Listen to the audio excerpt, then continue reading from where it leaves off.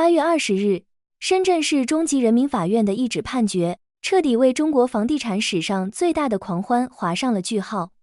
曾经身家453亿美元、风光无两的亚洲首富许家印，因非法吸收公众存款、集资诈骗、欺诈发行证券等多项罪名，被判处无期徒刑，剥夺政治权利终身，并没收个人全部财产。恒大集团及恒大地产被重罚共计158.2亿元。从富可敌国的顶级大鳄到一无所有的阶下囚，许家印的落幕堪称震撼。但绝大多数人不知道的是，恒大的故事根本没有结束，甚至最精彩的资本暗战才刚刚开始。可能有很多人不知道，新加坡淡马锡这样的顶级国际资本也曾重金压住过恒大。为什么淡马锡会有此举动？而如今，在恒大轰然倒塌之后，清盘人又凭什么能跨越全球多个国家，硬生生追着许家印讨要60亿美元的巨款？这不仅仅是一个地产帝国的覆灭史，更是一场牵扯到淡马锡的顶级投资学费、离岸家族信托的破防战，以及新加坡资本市场的全球财富追债风暴。今天，我们就沿着2条主线，拆解这场亚洲资本历史上最惊心动魄的超级大案。时间倒回到2006年，那一年的恒大还没有后来那么庞大，正在为上市做准备。就在这个阶段，恒大引入了3家重要金融投资者，德意志银行、美林和新加坡淡马锡。3家机构投资者以4亿美元的代价，获得了广州恒大地产约 33% 的股份。3家差不多平分这部分股权，淡马锡稍多一点。根据当时媒体报道，淡马锡一位人士曾表示，目前我们并不急于退出，除了看好未来的经济发展，主要还是看好为2线城市的普通民众提供住房这一模式的增长空间。站在2006年的时间点，如果你是一家全球顶级投资机构，为什么会觉得恒大值得投？因为当时的宏观逻辑几乎无懈可击，中国城市化红利爆棚，数以亿计的人口涌入城市，住房需求呈现爆发式增长，房地产是经济核心引擎，土地与住宅价格上涨预期极强，市场蛋糕呈几何级数扩大，极致的高周转与高杠杆。许家印最厉害的不是盖房子，而是将拿地融资开发、预售回款再拿地，打造成了一台高效运转的资本高周转机器。在2006年的投资者眼中，恒大绝非危险的高负债怪兽，而是一家完美契合时代红利、具备极高成长性的优质标的。今天我们站在恒大暴雷之后回头看，很容易觉得当年的投资者不够聪明。但真正的问题是，当时的恒大到底有没有理由让顶级资本相信它？答案是有。按照上市发售价计算，美林和淡马锡于2006年底进行的首轮股权投资，获得了 134% 的综合回报率，年化内部回报率约为 33%。这笔投资在账面上是成功的，但恒大的故事远不止于房地产。1996年，许家印创办恒大，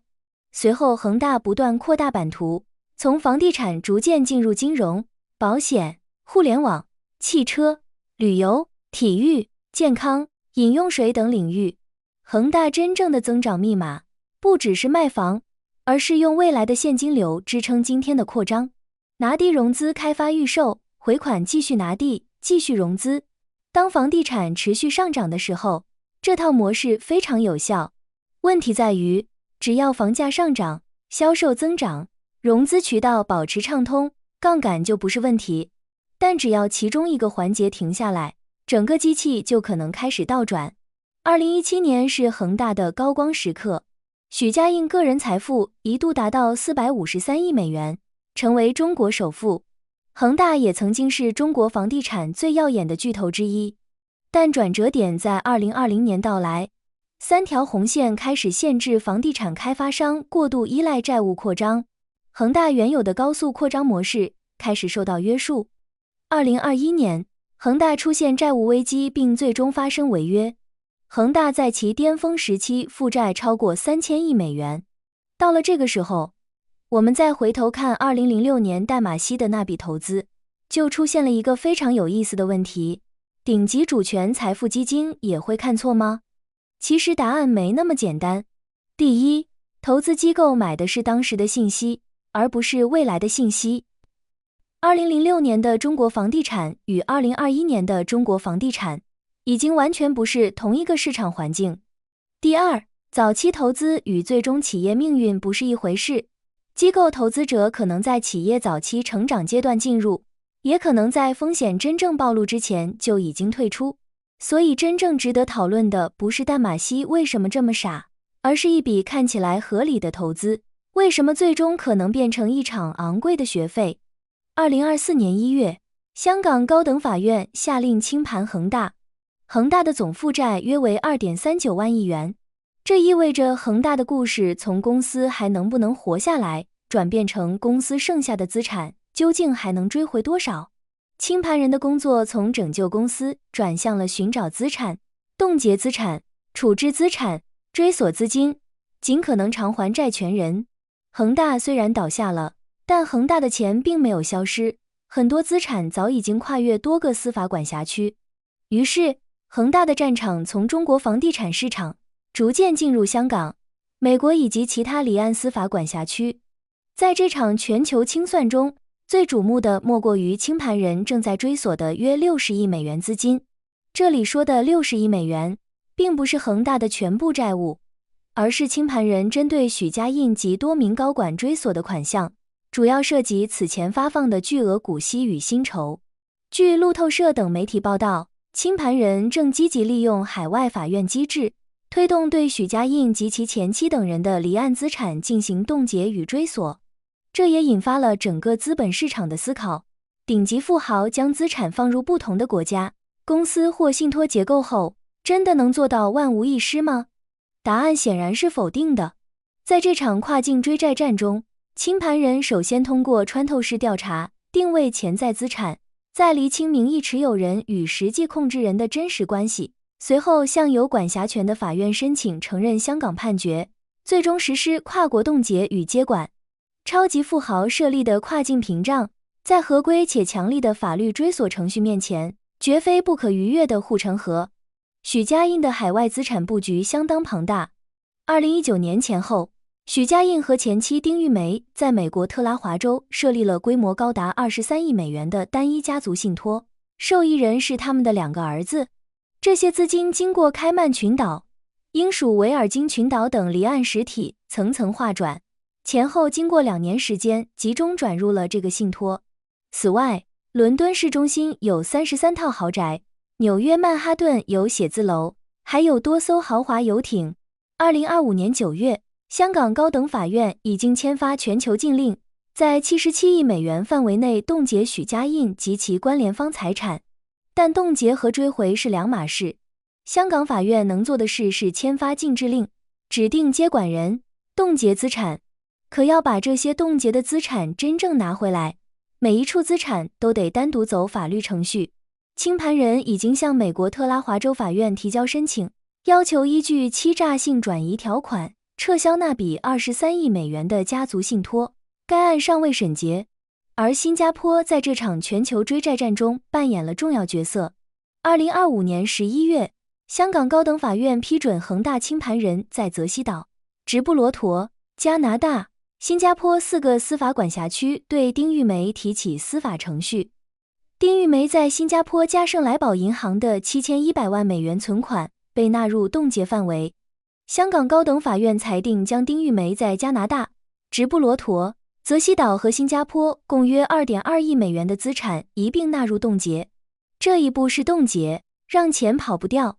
很多人误以为，只要把资产装进信托，所有权转移给受托人，债权人就彻底无计可施。但在现代法治体系下，一个信托能否防债，取决于非常严苛的条件。信托是在什么时候成立的？转入资产时是否已经存在债务或诉讼风险？委托人是否仍然对信托资产保持着实际控制？是否构成欺诈性资产转移？如果委托人在债务危机已经显现，甚至面临追索时才紧急转移资产，此类信托在各国法院极易被击穿、穿透。信托绝不是无敌的隐身衣，法律也绝不会为恶意规避合法债务的行为提供避风港。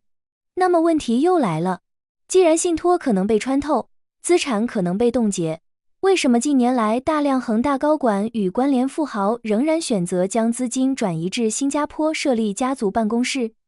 答案其实很简单，新加坡的优势不在避债，而在合规的财富管理。新加坡是国际金融中心，拥有成熟的私人银行体系、家族办公室、信托服务、基金管理、跨境资产配置和财富传承工具。但财富管理中心不等于资产避债中心。新加坡能够提供的是合法、合规的资产管理和财富传承工具，而不是一个可以让债务凭空消失的地方。新加坡法院的态度非常明确，如果资产转移本身存在欺诈性，如果委托人仍然实际控制资产，如果在债务已经发生之后才转移资产，法院不会保护这样的安排。